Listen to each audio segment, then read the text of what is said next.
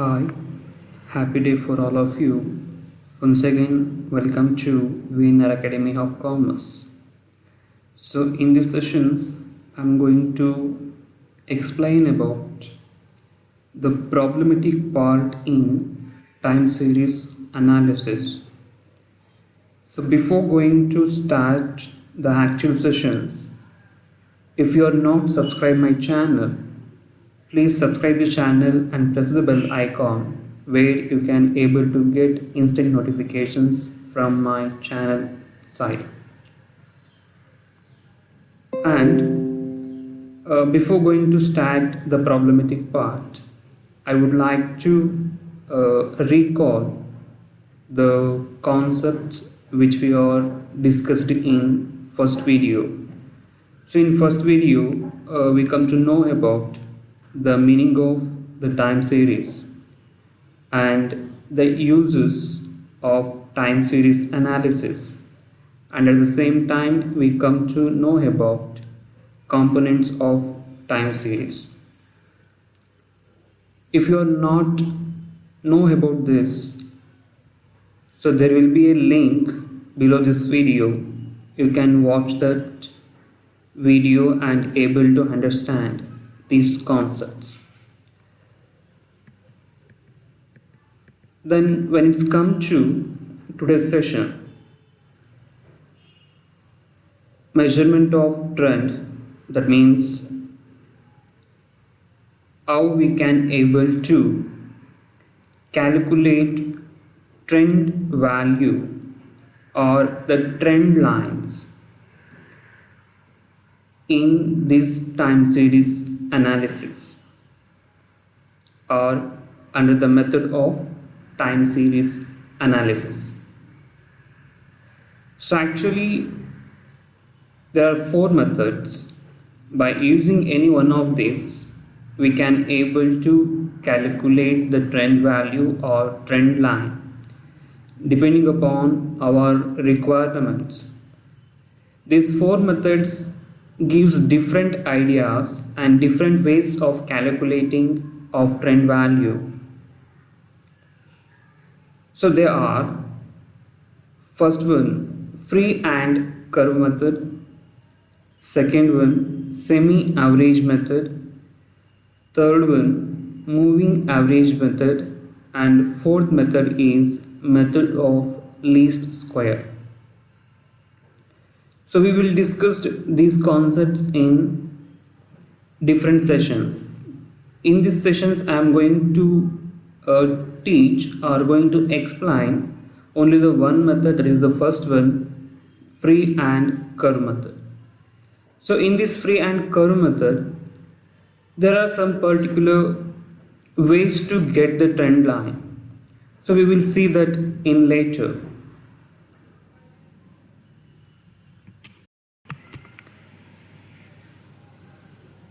So in the free and curve method, we are calculating the trend line in three steps, or by using the three steps or in three stages. Under first stage or under first step, we need to be mark the given data on a particular graph sheet, and under second step, after making mark on the graph sheets, that means OX axis and OY axis. So OX axis will going to indicate some aspects and OY axis indicating another aspects of given data, and in that there will be having some numerical value. Either it may be regarding the productions or sales, or it may be the profit, loss, whatever. So we need to be mark out that values on graph. So after marking of graph, in second stage we are going to draw a line intersecting each value. So after drawing a line, under third step we are going to divide that actual line in a equal part. That means here we will going to call that as bisect of the cycles. So bisect means nothing but dividing the actual line into a two equal part. So by dividing that, we can able to identify the actual line. So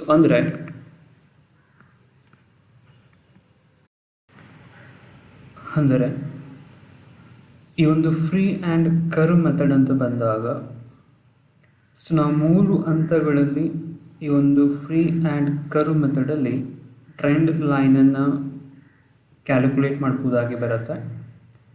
so ಮೊದಲಿಗೆ ಅಂದರೆ ಮೊದಲನೇ ಹಂತದಲ್ಲಿ graph ಶೀಟಿನ ಮೇಲೆ ಕೊಟ್ಟಿರುವಂತಹ ಮಾಹಿತಿಗಳು ಏನಿದೆ ಆ ಮಾಹಿತಿಗಳನ್ನು ಮೊದಲಿಗೆ ರೆಕಾರ್ಡ್ ಮಾಡಿಕೊಳ್ಳಬೇಕಾಗಿ ಬರುತ್ತೆ ಅಥವಾ ಮಾರ್ಕಿಂಗನ್ನು ಮಾಡಬೇಕಾಗಿ ಬರುತ್ತೆ. ಅದಾದ ನಂತರದಲ್ಲಿ ಎರಡನೇ ಹಂತದಲ್ಲಿ ನಾವು ಏನು ವ್ಯಾಲ್ಯೂಗಳನ್ನು ಮಾರ್ಕ್ ಮಾಡಿದ್ದೇವೆ, ಗ್ರಾಫ್ ಶೀಟಿನ ಮೇಲೆ ಮಾರ್ಕ್ ಮಾಡಿರ್ತಕ್ಕಂತಹ ಸಂಖ್ಯೆಗಳು ಏನಿದೆ, ಮೌಲ್ಯಗಳು ಏನಿದೆ, ಅವುಗಳನ್ನು ನಾವು ಒಂದಕ್ಕೊಂದು ಕನೆಕ್ಟ್ ಆಗೋ ರೀತಿಯಲ್ಲಿ, ಆ ವ್ಯಾಲ್ಯೂಗಳು ಇಂಟರ್ಸೆಕ್ಟ್ ಆಗೋ ರೀತಿಯಲ್ಲಿ ಲೈನ್ಗಳನ್ನು ಅಂದರೆ ಆ ಒಂದು ಗ್ರಾಫ್ ಲೈನನ್ನು ಡ್ರಾ ಮಾಡಬೇಕಾಗಿ ಬರುತ್ತೆ. ಸೊ ಗ್ರಾಫ್ ಲೈನನ್ನು ಡ್ರಾ ಮಾಡಿದ ನಂತರದಲ್ಲಿ ಮೂರನೇ ಹಂತ. ಸೊ ಮೂರನೇ ಹಂತದಲ್ಲಿ ನಾವೇನು ಮಾಡ್ತೀವಪ್ಪ ಅಂತಂದರೆ, ನಾವು ಏನು ಆ್ಯಕ್ಚುಯಲ್ ಲೈನನ್ನು ಡ್ರಾ ಮಾಡಿದ್ದೇವೆ ಆ ಡ್ರಾ ಮಾಡಿರ್ತಕ್ಕಂಥ ಲೈನನ್ನು 2 ಭಾಗವಾಗಿ ಡಿವೈಡ್ ಮಾಡಬೇಕಾಗಿ ಬರುತ್ತೆ. ಅಂದರೆ ಮತ್ತೊಂದು ಸರಳ ರೇಖೆಯಿಂದ ನಾವು ಆ ಒಂದು ಆ್ಯಕ್ಚುಯಲ್ ಲೈನನ್ನು 2 ಭಾಗವಾಗಿ ಡಿವೈಡ್ ಮಾಡ್ತೀವಿ. ಸೊ ಡಿವೈಡ್ ಮಾಡಿದಂಥ ಸಂದರ್ಭದಲ್ಲಿ ನಮಗೆ ಏನು ಒಂದು ಪಾಯಿಂಟ್ ಅಂತಕ್ಕಂಥದ್ದು ಐಡೆಂಟಿಫಿಕೇಷನ್ ಆಗ್ತಾ ಇದೆ. ನಾವು ಮೂರನೇ ಹಂತದಲ್ಲಿ ಎಳೆದಿರುವಂತಹ ಒಂದು ಸರಳ ರೇಖೆ ಏನಿದೆ ಆ ಸರಳ ರೇಖೆಯನ್ನು ನಾವಿಲ್ಲಿ ಟ್ರೆಂಡ್ ಲೈನ್ ಅಂತ ಹೇಳಿ ಕರಿಬೋದಾಗಿ ಬರುತ್ತೆ. ಸೊ ಇದನ್ನು ಆ್ಯಕ್ಚುಲಾಗಿ ನಾವು ಪ್ರಾಬ್ಲಮೆಟಿಕ್ ಪಾರ್ಟನ್ನು ಮಾಡ್ತಕ್ಕಂಥ ಸಂದರ್ಭದಲ್ಲಿ ನಿಮಗೆ ಕ್ಲಿಯರಾಗಿ ಅರ್ಥ ಮಾಡ್ಕೊಳ್ಬೋದಾಗಿ ಬರುತ್ತೆ. ಸೊ ಪ್ರಾಬ್ಲಮೆಟಿಕ್ ಪಾರ್ಟನ್ನು ನೀವು ಅರ್ಥ ಮಾಡ್ಕೊಳ್ಬೇಕು ಅಂತ ಬಂದಾಗ ಕೇವಲ ವಿಡಿಯೋವನ್ನು ನೋಡಿದರೆ ಅದು ಅಷ್ಟರ ಮಟ್ಟಿಗೆ ಅರ್ಥ ಆಗದೇ ಇರಬಹುದು. ಸೊ ವಿಡಿಯೋವನ್ನು ನೋಡುತ್ತಲೇ ನೀವು ಕೂಡ ಒಂದು ಹಾಳೆಯ ಮೇಲೆ ನಾನು ಹೇಳುವಂತಹ ರೀತಿಯಲ್ಲಿ ಆ ಒಂದು ಉತ್ತರವನ್ನು ಬರೆಯುತ್ತಾ ಹೋದರೆ ನಿಮಗೆ ಸರಿಯಾಗಿ ಅರ್ಥ ಮಾಡ್ಕೊಳ್ಬೋದಾಗಿ ಬರುತ್ತೆ. ಸೊ ಅದರಿಂದ I am requesting with you to try to solve the problem along with watching this video. So it is better to you in understanding the concept and knowing how we can able to calculate the trend lines and time series analysis. So first, here is some value, there is some information, data regarding production activity of a company. So there are different time period. So in this problem there is information from 2011 to 2018. So in these years company produced some extent of products. So it is given in tons. So in 2011 the company produced 20 tons of the product. In 2012, 22 tons. 2013, 24 tons. In the same way, they will be having some production levels which are given in the problem. So by using these data, we need to be calculate the trend line or the trend value by using free and curve method. ಈ ಪ್ರಾಬ್ಲಮಲ್ಲಿ ಯಾವುದೋ ಒಂದು ಕಂಪನಿಗೆ ಸಂಬಂಧಪಟ್ಟಂತೆ, ವ್ಯವಹಾರಕ್ಕೆ ಸಂಬಂಧಪಟ್ಟಂತೆ ಬೇರೆ ಬೇರೆ ಅವಧಿಗಳಲ್ಲಿ ಎಷ್ಟು ವಸ್ತುಗಳನ್ನು ಉತ್ಪಾದನೆ ಮಾಡಿದ್ದಾರೆ ಅಂತಕ್ಕಂಥದ್ದನ್ನು ಟನ್ಗಳಲ್ಲಿ ಕೊಟ್ಟಿದ್ದಾರೆ. ಸೊ 2011ರಲ್ಲಿ ಎಷ್ಟು ಟನ್ಸ್ ಅಷ್ಟು ಪ್ರೊಡಕ್ಷನ್ ಆಗಿದೆ, ಉತ್ಪಾದನೆ ಆಗಿದೆ. 2012ರಲ್ಲಿ ಎಷ್ಟು ಪ್ರೊಡಕ್ಷನ್ ಅಷ್ಟು ಉತ್ಪಾದನೆ ಆಗಿದೆ. 13ರಲ್ಲಿ ಎಷ್ಟಾಗಿದೆ, 14, 15, 16, 17, 18 ಈ ರೀತಿಯಲ್ಲಿ ಯಾವ ವರ್ಷದಲ್ಲಿ ಎಷ್ಟೆಷ್ಟು ಟನ್ಸ್ ಅಷ್ಟು ಪ್ರೊಡಕ್ಷನ್ಸನ್ನು ಮಾಡಿದ್ದಾರೆ, ಉತ್ಪಾದನೆಯನ್ನು ಮಾಡಿದ್ದಾರೆ ಅಂತಕ್ಕಂಥ ಮಾಹಿತಿಯನ್ನು ಕೊಟ್ಟಿದ್ದಾರೆ. ಇದನ್ನು ಬಳಕೆ ಮಾಡಿಕೊಂಡು ನಾವೇನು ಮಾಡಬೇಕಾಗತ್ತಪ್ಪ ಅಂತಂದರೆ ಒಂದು ಟ್ರೆಂಡ್ ಲೈನನ್ನು ಫ್ರೀ ಆ್ಯಂಡ್ ಕರ್ವ್ ಮೆಥಡಲ್ಲಿ ಡ್ರಾ ಮಾಡಬೇಕಾಗಿ ಬರುತ್ತೆ ಅಥವಾ ಕ್ಯಾಲ್ಕುಲೇಟ್ ಮಾಡಬೇಕಾಗಿ ಬರುತ್ತೆ. ಸೊ ಈ ರೀತಿಯಲ್ಲಿ ಫ್ರೀ ಆ್ಯಂಡ್ ಕರ್ವ್ ಮೆಥಡಲ್ಲಿ ನಾವು ಟ್ರೆಂಡ್ ವ್ಯಾಲ್ಯೂವನ್ನು ಫೈಂಡ್ ಔಟ್ ಮಾಡಬೇಕು ಅಂತ ಬಂದಾಗ ಯಾವ ರೀತಿಯಲ್ಲಿ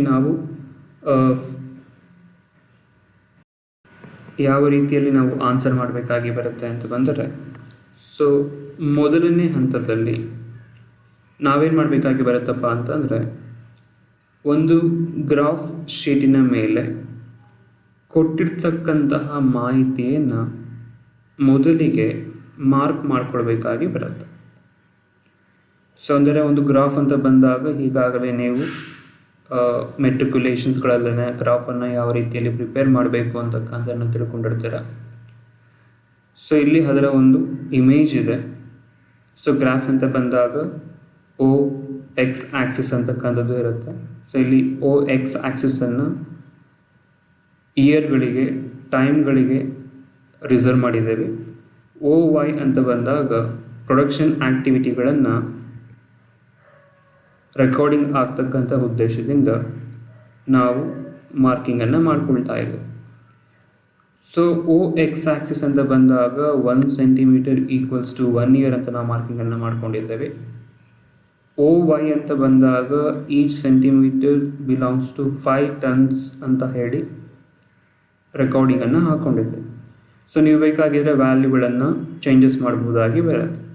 ಸೊ OY ಅಂತ ಬಂದಾಗ 1 ಸೆಂಟಿಮೀಟರ್ ಈಕ್ವಲ್ಸ್ ಟು 10 ಟನ್ಸ್ ಅಂತ ಬೇಕಾದ್ರೂ ಹಾಕ್ಕೊಳ್ಬೋದಾಗಿ ಬರುತ್ತೆ, ಅಥವಾ ಬೇರೆ ಮೆಜರ್ಮೆಂಟನ್ನು ಬೇಕಾದರೂ ನೀವು ರೆಕಾರ್ಡಿಂಗನ್ನು ಹಾಕ್ಬೋದಾಗಿ ಬರುತ್ತೆ. ಸೊ OX ಮತ್ತು OY ಆಕ್ಸಿಸ್ಗಳನ್ನು ಐಡೆಂಟಿಫಿಕೇಷನ್ ಮಾಡಿಕೊಂಡ ನಂತರದಲ್ಲಿ ಸೊ ಯಾವ ವರ್ಷದಲ್ಲಿ ಎಷ್ಟೆಷ್ಟು ಪ್ರೊಡಕ್ಷನ್ ಆಗಿದೆ, ಆ ಪ್ರೊಡಕ್ಷನ್ ಆಗಿರ್ತಕ್ಕಂತಹ ಮಾಹಿತಿಗಳನ್ನು ನಾವು ಗ್ರಾಫಿನ ಮೇಲೆ ಮಾರ್ಕ್ ಮಾಡಬೇಕಾಗಿ ಬರುತ್ತೆ. ಸೊ 2011ರಲ್ಲಿ ನಮಗೆ 20 ಟನ್ಸ್ ಅಷ್ಟು ಪ್ರಾಡಕ್ಟ್ಸನ್ನು ಪ್ರೊಡ್ಯೂಸ್ ಮಾಡಿದ್ದಾರೆ ಅಂತಕ್ಕಂಥ ಮಾಹಿತಿಯನ್ನು ಕೊಟ್ಟಿದ್ದಾರೆ. ಸೊ ಅದರಿಂದ ಆ 2011ಕ್ಕೆ ನೇರವಾಗಿ 20 ಟನ್ಸ್ ಅಷ್ಟು ಪ್ರೊಡಕ್ಷನ್ ಏನಾಗಿದೆ, ಆ ಒಂದು 20 ಟನ್ಸ್ ಅಷ್ಟು ಪ್ರೊಡಕ್ಷನ್ಸನ್ನು ನೀವು ಮಾರ್ಕಿಂಗನ್ನು ಮಾಡ್ಕೊಳ್ಬೇಕಾಗಿ ಬರುತ್ತೆ. ದೆನ್ ಅದೇ ರೀತಿಯಲ್ಲಿ 2012 ಅಂತ ಬಂದಾಗ ಸುಮಾರು 22 ಟನ್ಸ್ ಅಷ್ಟು ಪ್ರೊಡಕ್ಷನ್ ಆಗಿದೆ ಅಂತಕ್ಕಂಥದ್ದನ್ನು ಈಗಾಗಲೇ ಪ್ರಾಬ್ಲಮಲ್ಲಿ ಹೇಳಿದ್ದಾರೆ. ಆ 22 ಟನ್ಸನ್ನು ಮಾರ್ಕಿಂಗನ್ನು ಮಾಡ್ಕೊಳ್ಬೇಕಾಗಿ ಬರುತ್ತೆ. 2013 ಅಂತ ಬಂದಾಗ 24 ಟನ್ಸ್ ಅಂತ ಹೇಳ್ತಾ ಇದ್ದಾರೆ. ಸೊ ಮಾರ್ಕಿಂಗನ್ನು ಮಾಡ್ಕೊಳ್ಳಿ. ಸೊ ಅದೇ ರೀತಿಯಲ್ಲಿ 2014, 15, 16, 17, 18. ಸೊ 18 ಅಂತ ಬಂದಾಗ ಎಷ್ಟು ಪ್ರೊಡಕ್ಷನ್ ಆಗಿದೆ, 26 ಟನ್ಸ್ ಅಷ್ಟು ಪ್ರೊಡಕ್ಷನ್ ಆಗಿದೆ. ಸೊ 26 ಟನ್ಸನ್ನು ಮಾರ್ಕಿಂಗನ್ನು ಮಾಡಿಕೊಳ್ಳಿ. ಸೊ ಈ ಮಾರ್ಕಿಂಗನ್ನು ಬೇಕಾಗಿದ್ದರೆ ನೀವು ಡಾಟ್ಗಳ ಮುಖಾಂತರವಾಗಿ ಮಾರ್ಕ್ ಮಾಡ್ಬೋದಾಗಿ ಬರುತ್ತೆ, ವ್ಯಾಲ್ಯೂಗಳನ್ನು ಮೆನ್ಷನ್ ಮಾಡಬಹುದಾಗಿ ಬರುತ್ತೆ, ಅಥವಾ ಯಾವುದೋ ಒಂದು ಅದರ್ ಸಿಂಬಲ್ಗಳಲ್ಲಿ ಫಾರ್ ಎಕ್ಸಾಂಪಲ್ ಪ್ಲಸ್ ಅಂತನೋ, ಮೈನಸ್ ಅಂತನೋ, ಅಥವಾ ಇಂಟು ಅಂತನೋ ಮಾರ್ಕಿಂಗನ್ನು ಮಾಡ್ಕೊಳ್ಬೋದಾಗಿ ಬರುತ್ತೆ. ಅದು ನಿಮ್ಮ ಕನ್ವೀನಿಯನ್ಸ್ಗೆ ಸಂಬಂಧಪಟ್ಟಿರ್ತಕ್ಕಂಥದ್ದು. ಸೊ ಮಾರ್ಕಿಂಗನ್ನು ಮಾಡಿಕೊಂಡ ನಂತರದಲ್ಲಿ ನಾವೇನು ಮಾಡಬೇಕಾಗಿ ಬರುತ್ತಪ್ಪ ಅಂತಂದರೆ, ನಾವು ಏನು ವ್ಯಾಲ್ಯೂಗಳನ್ನು ರೆಕಾರ್ಡಿಂಗ್ ಹಾಕ್ಕೊಂಡಿದ್ದೇವೆ,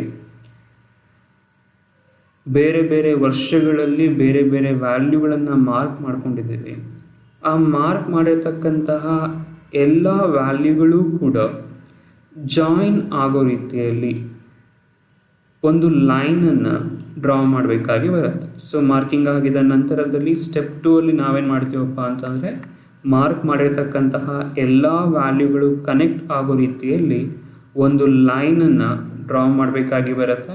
ಸೊ ಈ ಲೈನನ್ನು ನೀವು ಬೇಕಾಗಿದರೆ ಹಾಗೆ ನಿಮ್ಮ ಕೈಗಳ ಮುಖಾಂತರವಾಗಿಯೇ ಡ್ರಾ ಮಾಡ್ಬೋದಾಗಿ ಬರುತ್ತೆ. ಸೊ ಅದರಿಂದ ಇಲ್ಲಿ ಫ್ರೀ ಹ್ಯಾಂಡ್ ಮೆಥಡ್ ಅಂತಕ್ಕಂಥದ್ದನ್ನು ಹೇಳ್ತಾರೆ. ಸೊ ಇಲ್ಲ ಅಂತ ಬಂದಾಗ ನೀವು ಬೇಕಾಗಿದ್ದರೆ ಕೆಲವೊಂದು ಮ್ಯಾಥಮೆಟಿಕಲ್ ಇನ್ಸ್ಟ್ರೂಮೆಂಟ್ಸನ್ನು ಯೂಸ್ ಮಾಡಿಕೊಂಡು ಬೇಕಾಗಿದ್ದರೂ ಕೂಡ ಲೈನನ್ನು ಡ್ರಾ ಮಾಡ್ಬೋದಾಗಿ ಬರುತ್ತೆ. ಸೊ ಅದು ನಿಮಗೆ ಬಿಟ್ಟಿರ್ತಕ್ಕಂಥದ್ದು. ಬಟ್ ಸಾಧ್ಯವಾದಷ್ಟು ನೋಡಲಿಕ್ಕೆ ಸುಂದರವಾಗಿ ಕಾಣೋ ರೀತಿಯಲ್ಲಿ ಯಾವ ರೀತಿಯಲ್ಲಿ ಸಾಧ್ಯ ಆಗುತ್ತೋ ಆ ಒಂದು ವೇಯಲ್ಲಿ ನೀವು ಲೈನನ್ನು ಡ್ರಾ ಮಾಡಬೇಕಾಗಿ ಬರುತ್ತೆ. ಸೊ ಸ್ಟೆಪ್ 2 ಅಲ್ಲಿ ಲೈನನ್ನು ಡ್ರಾ ಮಾಡಿದ ನಂತರದಲ್ಲಿ ಸ್ಟೆಪ್ 3 ಅಂತ ಬಂದಾಗ, ಸೊ ಸ್ಟೆಪ್ 3 ಅಲ್ಲಿ ನಾವೇನು ಮಾಡಬೇಕಾಗಿ ಬರುತ್ತಪ್ಪ ಅಂತಂದರೆ, ನಾವು ಏನು ಆ್ಯಕ್ಚುಯಲ್ ಲೈನನ್ನು ಡ್ರಾ ಮಾಡಿದ್ದೇವೆ ಆ ಡ್ರಾ ಮಾಡಿರ್ತಕ್ಕಂಥ ಲೈನನ್ನು 2 ಭಾಗ ಆಗೋ ರೀತಿಯಲ್ಲಿ, ಸೊ ಅಂದರೆ ಇಲ್ಲಿ ಸಮಾನಾಂತರವಾಗಿ ಇರಬೇಕು ಅಂತ ಹೇಳುತ್ತೆ, ಬಟ್ ಸಮಾನಾಂತರವಾಗಿ ನಾವು 2 ಭಾಗವಾಗಿ ಮಾಡೋದಕ್ಕೆ ಆಗೋದಿಲ್ಲ.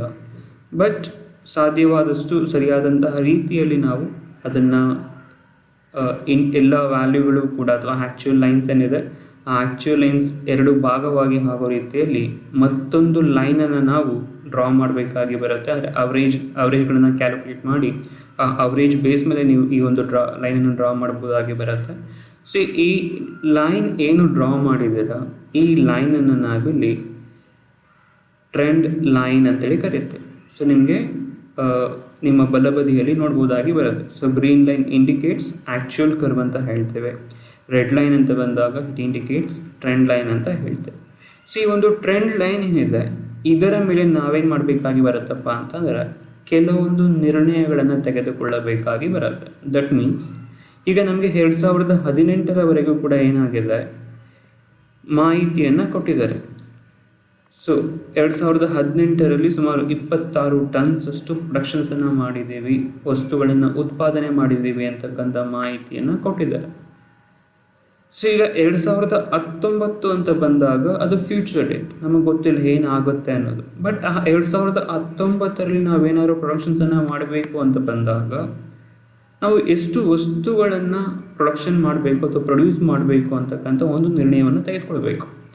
ಸೊ ಎಷ್ಟು ವಸ್ತುಗಳನ್ನು ಪ್ರೊಡಕ್ಷನ್ ಮಾಡಬೇಕು ಅಂತ ಬಂದಾಗ ನಮಗೆ ಒಂದು ಪ್ರಾಪರ್ ಡೇಟಾ ಬೇಕಾಗತ್ತೆ. ಸರಿ, ನಾವೇನು ಮಾಡ್ತಾ ಇದ್ದೇವೆ, ಈ ಒಂದು ರೆಡ್ ಲೈನನ್ನು ಡ್ರಾ ಮಾಡ್ತಾ ಇರ್ತಕ್ಕಂಥದ್ದು ಅವರೇಜ್ ಬೇಸ್ ಮೇಲೆ ಆಗಿರೋದ್ರಿಂದ, ಅಂದರೆ ಆ್ಯಕ್ಚುಯಲ್ ಟ್ರೆಂಡ್ ಏನಿತ್ತು ಆ ಆ್ಯಕ್ಚುಯಲ್ ಟ್ರೆಂಡನ್ನು 2 ಭಾಗವಾಗಿ ಡಿವೈಡ್ ಮಾಡ್ತಾ ಇರೋದ್ರಿಂದ ಅವರೇಜಸ್ ಬರುತ್ತೆ. ಸೊ ಅವರೇಜಸ್ ಅಂತ ಅಂದರೆ ನಮಗೆ ಸರಾಸರಿಯಾಗಿ ಎಷ್ಟು ಪ್ರೊಡಕ್ಷನ್ಸನ್ನು ಮಾಡಬೇಕು ಅನ್ನೋದನ್ನು ಈ ಒಂದು ಲೈನಿನ ಆಧಾರದ ಮೇಲೆ ಡಿಸೈಡ್ ಮಾಡ್ಬೋದಾಗಿ ಬರುತ್ತೆ. ಸೊ ಅಂದರೆ 2019 ಅಂತಕ್ಕಂಥ ಒಂದು ಇಸವಿಯನ್ನು ಇದೇ ಗ್ರಾಫಿನಲ್ಲಿ ಮಾರ್ಕ್ ಮಾಡಿಕೊಂಡ್ರೆ ಈ ಒಂದು ಲೈನ್ ಅಂತಕ್ಕಂಥದ್ದು 2019ನಲ್ಲಿ ಎಲ್ಲೋ ಒಂದು ಕಡೆಯಲ್ಲಿ ಇಂಟರ್ಸೆಕ್ಟ್ ಆಗುತ್ತೆ. ಸೊ ಇಂಟರ್ಸೆಕ್ಟ್ ಆಗ್ತಾ ಇದೆ ಅಂತ ಬಂದಾಗ ಆ ಒಂದು ಪಾಯಿಂಟನ್ನು ನಾವು ಪ್ರೊಡಕ್ಷನ್ ಪರ್ಪಸ್ಗೋಸ್ಕರ ರಿಸರ್ವ್ ಮಾಡ್ಬೋದಾಗಿ ಬರುತ್ತೆ. ಸೊ ಅಂದರೆ ಅಷ್ಟು ವಸ್ತುಗಳನ್ನು ಮಿನಿಮಮ್ ಆಗಿ ಉತ್ಪಾದನೆ ಮಾಡಬೇಕು ಅಂತ ಹೇಳಿ ಒಂದು ನಿರ್ಣಯವನ್ನು ತೆಗೆದುಕೊಂಡು ಅದರ ಬೇಸ್ ಮೇಲೆ ಬೇಕಾಗಿದ್ದರೆ ನಾವು ತಮ್ಮ ವ್ಯವಹಾರಗಳನ್ನು ನಡೆಸ್ಕೊಂಡು ಹೋಗ್ಬೋದಾಗಿ ಬರುತ್ತೆ. ಸೊ ಈ ಥರದಲ್ಲಿ ಫ್ರೀ ಹ್ಯಾಂಡ್ ಮೆಥಡ್ ಅಂತ ಬಂದಾಗ ಫ್ರೀ ಹ್ಯಾಂಡ್ ಮೆಥಡಲ್ಲಿ ನಾವು ಈ ಗ್ರಾಫಿನ ಮುಖಾಂತರವಾಗಿ ಟ್ರೆಂಡ್ ವ್ಯಾಲ್ಯೂಗಳನ್ನು ಕ್ಯಾಲ್ಕುಲೇಟ್ ಮಾಡ್ಬೋದಾಗಿ ಬರುತ್ತೆ. So I will repeat once again. So there are some informations regarding the production activity in different time period of a particular company. So by using these informations we need to calculate the trend line using freehand method. So for calculating the trend line, under first step we need to mark the given values on a sheet of graph paper. So after marking the value we need to join the marked value in a particular line. So after drawing the line we need to divide the actual line into 2 equal parts. The line which is going to divide the actual line into 2 equal parts, that line is called as trend line. So on the basis of this trend line we need to take decisions in our business organizations. So ಇದು ಯಾವ ರೀತಿಯಲ್ಲಿ free hand ಮೆಥಡನ್ನು use ಮಾಡಿಕೊಂಡು trend ಲೈನನ್ನು calculate ಮಾಡ್ಬೋದು ಅಂತಕ್ಕಂಥದ್ದನ್ನು ನೋಡಿದ್ದೇವೆ. So ಇದೇ ರೀತಿಯಲ್ಲಿ ಮತ್ತೊಂದು ಪ್ರಾಬ್ಲಮನ್ನು ಕೂಡ ಇದೇ ಒಂದು ಸೆಷನ್ನಲ್ಲಿ ನಾನು ಹೇಳಿಕೊಡ್ತೇನೆ. ಸೊ ಸೇಮ್ ಫಸ್ಟ್ ಪ್ರಾಬ್ಲಮನ್ನು ಯಾವ ರೀತಿಯಲ್ಲಿ ಆನ್ಸರ್ ಮಾಡಿದ್ವಿ, ಸೊ ಅದೇ ರೀತಿಯಲ್ಲಿ ಸೆಕೆಂಡ್ ಪ್ರಾಬ್ಲಮನ್ನು ಕೂಡ ಆನ್ಸರ್ ಮಾಡಬೇಕಾಗಿ ಬರುತ್ತೆ. ಸೊ ಅಲ್ಲೂ ಕೂಡ ಅಷ್ಟೇ, ನಿಮಗೆ ಸರಿಯಾದಂಥ ರೀತಿಯಲ್ಲಿ ಅರ್ಥ ಆಗಬೇಕು ಅಂತ ಅಂದರೆ ವಿಡಿಯೋವನ್ನು ಬೇಕಾದರೆ ಪಾಸ್ ಮಾಡಿ. ಸೊ ಪಾಸ್ ಮಾಡಿ ಡೇಟಾವನ್ನು ರೆಕಾರ್ಡಿಂಗ್ ಹಾಕ್ಕೊಂಡು ನೀವೇ ಬೇಕಾದರೆ ಆನ್ಸರನ್ನು ಮಾಡಿ, ಅದಾದ ನಂತರದಲ್ಲಿ ನೀವು ಕಂಪ್ಯಾರಿಸನನ್ನು ಮಾಡ್ಕೊಳ್ಬೋದಾಗಿ ಬರುತ್ತೆ, ಅಥವಾ ನನ್ನ ಜೊತೆಯಲ್ಲೇ ನೀವು ಕೂಡ ಇನ್ಸ್ಟ್ರಕ್ಷನ್ಸನ್ನು ಫಾಲೋ ಆಗಿ ಆನ್ಸರನ್ನು ಮಾಡ್ಬೋದಾಗಿ ಬರುತ್ತೆ. ಸೊ ಸೆಕೆಂಡ್ ಪ್ರಾಬ್ಲಮ್ ಅಂತ ಬಂದಾಗ, ಸೊ ಇಲ್ಲೂ ಕೂಡ ಅಷ್ಟೇ ಬೇರೆ ಬೇರೆ ವರ್ಷಗಳಿಗೆ ಸಂಬಂಧಪಟ್ಟಂತೆ ಪ್ರೊಡಕ್ಷನ್ ಲೆವೆಲನ್ನು ಇಂಡಿಕೇಟ್ ಮಾಡಿದ್ದಾರೆ, ಎಷ್ಟು ಪ್ರೊಡಕ್ಷನ್ ಆಗಿದೆ ಅಂತಕ್ಕಂಥ ವಿಚಾರವನ್ನು ಕೊಟ್ಟಿದ್ದಾರೆ. ಸೊ 2010ರಿಂದ 2018ರವರೆಗೂ ಕೂಡ ಒಂದು ಕಂಪನಿಯಲ್ಲಿ ಎಷ್ಟು ಪ್ರೊಡಕ್ಷನ್ ಆಗಿದೆ ಅಂತಕ್ಕಂಥ ಮಾಹಿತಿಯನ್ನು ಕೊಟ್ಟಿದ್ದಾರೆ. ಸೊ ಈ ಮಾಹಿತಿಯ ಆಧಾರದ ಮೇಲೆ ನಾವು ಫ್ರೀ ಹ್ಯಾಂಡ್ ಮೆಥಡನ್ನು ಯೂಸ್ ಮಾಡಿ ಒಂದು ಟ್ರೆಂಡ್ ಲೈನನ್ನು ಕ್ಯಾಲ್ಕುಲೇಟ್ ಮಾಡಬೇಕಾಗಿ ಬರುತ್ತೆ, ಅಥವಾ ಟ್ರೆಂಡ್ ವ್ಯಾಲ್ಯೂವನ್ನು ಕ್ಯಾಲ್ಕುಲೇಟ್ ಮಾಡಬೇಕಾಗಿ ಬರುತ್ತೆ. ಯಾವ ರೀತಿಯಲ್ಲಿ ಕ್ಯಾಲ್ಕುಲೇಟ್ ಮಾಡಬೇಕಾಗಿ ಬರುತ್ತಪ್ಪ ಅಂತಂದರೆ, ಸೊ ಮೊದಲಿಗೆ ಗ್ರಾಫ್ ಶೀಟಿನ ಮೇಲೆ ವ್ಯಾಲ್ಯೂಗಳನ್ನು ಮಾರ್ಕ್ ಮಾಡ್ಕೊಳ್ಬೇಕಾಗಿ ಬರುತ್ತೆ. 2010ರಲ್ಲಿ ಎಷ್ಟು ಪ್ರೊಡಕ್ಷನ್ ಆಗಿದೆ, 2011ರಲ್ಲಿ ಎಷ್ಟು ಪ್ರೊಡಕ್ಷನ್ ಆಗಿದೆ, 2012ರಲ್ಲಿ ಎಷ್ಟು, ಅದೇ ರೀತಿಯಲ್ಲಿ 2018ರವರೆಗೂ ಕೂಡ ಎಷ್ಟು ಪ್ರೊಡಕ್ಷನ್ ಆಗಿದೆ, ಆ ಪ್ರೊಡಕ್ಷನ್ ಆಗಿರ್ತಕ್ಕಂತಹ ವ್ಯಾಲ್ಯೂಗಳನ್ನು ರೆಕಾರ್ಡಿಂಗನ್ನು ಹಾಕ್ಕೊಳ್ತೇವೆ. ಸೊ ರೆಕಾರ್ಡಿಂಗನ್ನು ಹಾಕಿದ ನಂತರದಲ್ಲಿ ಎಲ್ಲವನ್ನೂ ಕೂಡ ಇಂಟರ್ಸೆಕ್ಟ್ ಆಗೋ ರೀತಿಯಲ್ಲಿ, ವ್ಯಾಲ್ಯೂಗಳು ಇಂಟರ್ಸೆಕ್ಟ್ ಆಗೋ ರೀತಿಯಲ್ಲಿ ಲೈನನ್ನು ಡ್ರಾ ಮಾಡಬೇಕಾಗಿ ಬರುತ್ತೆ. ಸೊ ಲೈನನ್ನು ಡ್ರಾ ಮಾಡಿದ್ದೀವಿ ಅಂತ ಬಂದಾಗ, ಸೊ ಇಲ್ಲಿ ನಿಮಗೆ ಒಂದು ವಿಚಾರವನ್ನು ಅಬ್ಸರ್ವ್ ಮಾಡ್ಬೋದಾಗಿ ಬರುತ್ತೆ. ಸೊ ಬಿಸ್ನೆಸ್ ಆ್ಯಕ್ಟಿವಿಟಿ ಅಂತ ಬಂದಾಗ there will be fluctuations in production level. So ಒಂದೊಂದು ವರ್ಷದಲ್ಲಿ ಒಂದೊಂದು ರೀತಿಯ ಪ್ರೊಡಕ್ಷನ್ಗಳನ್ನ ಮಾಡಿದ್ದಾರೆ. ದಟ್ ಮೀನ್ಸ್ ಏರಿಳಿತಗಳು ಅಂತಕ್ಕಂಥದ್ದು ಇದೆ. ಸೊ ಆ ಏರಿಳಿತಗಳಲ್ಲಿ ನಾವು ನಿರ್ಣಯವನ್ನು ತೆಗೆದುಕೊಳ್ಬೇಕು ಅಂತ ಬಂದಾಗ ಈ ಒಂದು ಟ್ರೆಂಡ್ ಲೈನ್ ಅಂತಕ್ಕಂಥದ್ದು ಅನುಕೂಲವನ್ನು ಮಾಡಿಕೊಡುತ್ತೆ. ಸೊ ಅದರಿಂದ ಈ ರೀತಿಯ ಲೈನನ್ನು ಡ್ರಾ ಮಾಡಿದ ನಂತರದಲ್ಲಿ ಮೂರನೇ ಹಂತದಲ್ಲಿ ನಾವೇನು ಮಾಡ್ತೀವಪ್ಪ ಅಂತಂದರೆ, ಆ ಒಂದು ಲೈನ್ ಏನಿದೆ ಆ ಲೈನನ್ನು ಡಿವೈಡ್ ಆಗೋ ರೀತಿಯಲ್ಲಿ, ಈಕ್ವಲ್ ಪಾರ್ಟ್ ಆಗಿ ಡಿವೈಡ್ ಆಗೋ ರೀತಿಯಲ್ಲಿ ನಾವು ಮತ್ತೊಂದು ಲೈನನ್ನು ಡ್ರಾ ಮಾಡಬೇಕಾಗಿ ಬರುತ್ತೆ. ಸೊ ಇಲ್ಲಿ ಒಂದು ಲೈನ್ ರೆಡ್ ಕಲರಲ್ಲಿ ಇರ್ತಕ್ಕಂತಹ ಒಂದು ಲೈನ್ ನೀವು ನೋಡ್ಬೋದಾಗಿ ಬರುತ್ತೆ. ಸೊ ಇದನ್ನು ನಾವಿಲ್ಲಿ ಟ್ರೆಂಡ್ ಲೈನ್ ಅಂತ ಕರಿತೀವಿ. ಸೊ ಗ್ರೀನ್ ಕಲರಲ್ಲಿ ಇರ್ತಕ್ಕಂಥದ್ದು ಆ್ಯಕ್ಚುಯಲ್ ಲೈನ್ ಆಗುತ್ತೆ. ಬಟ್ ನಾವು ಏನು ಮತ್ತೊಂದು ಲೈನನ್ನು ಡಿವೈಡ್ ಮಾಡಿದ್ದೇವೆ, ಆ್ಯಕ್ಚುಯಲ್ ಲೈನ್ಸನ್ನು ಡಿವೈಡ್ ಮಾಡಿದ್ದೇವೆ, ಅದನ್ನು ಟ್ರೆಂಡ್ ಲೈನ್ ಅಂತ ಕರಿತೇವೆ. ಸೊ ಟ್ರೆಂಡ್ ಲೈನ್ನ ಬೇಸಿಸ್ನ ಮೇಲೆ ನಾವು ಮುಂದೆ ಬರುವಂತಹ ದಿವಸಗಳಲ್ಲಿ ಕೆಲವೊಂದು ನಿರ್ಣಯವನ್ನು ತೆಗೆದುಕೊಳ್ಬೋದಾಗಿ ಬರುತ್ತೆ. ಸೊ ಈ ರೀತಿಯಲ್ಲಿ ನಾವು ಫ್ರೀ ಹ್ಯಾಂಡ್ ಮೆಥಡ್ ಅಂತ ಬಂದಾಗ ಟ್ರೆಂಡ್ ಲೈನನ್ನು ಕ್ಯಾಲ್ಕುಲೇಟ್ ಮಾಡ್ಕೊಳ್ತೀವಿ. ಸೊ ಮೇ ಬಿ ನಿಮಗೆಲ್ಲರಿಗೂ ಕೂಡ ಅರ್ಥ ಆಗಿದೆ ಅಂತ ಅಂದ್ಕೊಂಡಿದ್ದೀನಿ. ಸೊ ನಿಮಗೆ ವಿಡಿಯೋ ಲೈಕ್ ಆಗಿದೆ ಅಂತ ಅಂದರೆ ನಿಮ್ಮ ಫ್ರೆಂಡ್ಸ್ಗಳಿಗೂ ಕೂಡ ಶೇರಿಂಗನ್ನು ಮಾಡ್ಕೊಳ್ಬೋದು. ಸೊ ಶೇರಿಂಗನ್ನು ಮಾಡಿಕೊಂಡು ಲೈಕ್ ಬಟನ್ನ ಪ್ರೆಸ್ ಮಾಡಿ. ಒಂದು ವೇಳೆ ಏನಾದರೂ ಕಮೆಂಟ್ಸ್ ಇತ್ತು ಅಂತ ಬಂದಾಗ ಕಮೆಂಟ್ ಸೆಕ್ಷನ್ಸಲ್ಲಿ ಬೇಕಾದ್ರೆ ನೀವು ಅದನ್ನು ಕಮೆಂಟ್ಗಳಲ್ಲಿ ಬರೀಬೋದಾಗಿ ಬರುತ್ತೆ. So thank you for watching.